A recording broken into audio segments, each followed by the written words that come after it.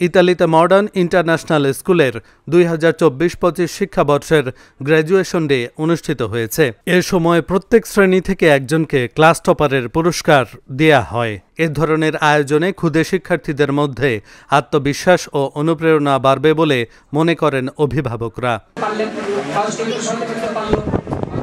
এ সময় অভিভাবকরা বলেন, এই আয়োজন সন্তানদের আত্মবিশ্বাস ও প্রেরণায় বাড়িয়ে দিয়েছে। আগামী সেশনের শিক্ষা কারিকুলাম নিয়ে শুভেচ্ছা বক্তব্য দেন শিক্ষকরা।